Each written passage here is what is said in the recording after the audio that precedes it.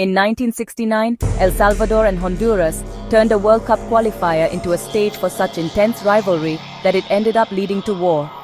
To understand how football became the spark for a deadly conflict, we need to look beyond the field and see the social and political tensions that were already igniting both countries. El Salvador, overpopulated and unequal, saw thousands of its citizens migrate to Honduras in search of land and opportunities. When Honduras faced an economic crisis, Salvadoran immigrants became targets of hostility and were expelled after land reform, creating resentment and instability. The atmosphere was explosive: forced migration, nationalism, and social injustice. All that was missing was a spark, and it would come from football.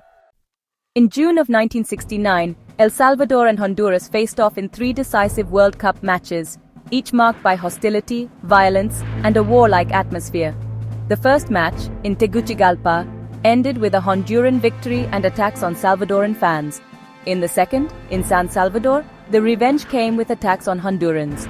The third match, on neutral ground, sealed El Salvador's victory, but also the diplomatic break and the beginning of military escalation. Football became a symbol of national pride, but also of hatred, and the final whistle was just the beginning of the real conflict. After El Salvador's victory, diplomatic ties were cut and the border closed. The media and governments fueled nationalism, making it impossible to turn back. On July 14, 1969, El Salvador invaded Honduras by land and air. The football war began. The world watched perplexed as a sports rivalry turned into tragedy. The conflict lasted only 100 hours, but left thousands dead, tens of thousands of refugees, and deep scars between the countries. The ceasefire did not resolve the causes. Inequality, migration, and nationalism continued to fuel distrust. Football did not cause the war, but it served as a catalyst for old tensions to explode. The football war is a warning about how sports passions can be manipulated and turn into tragedy.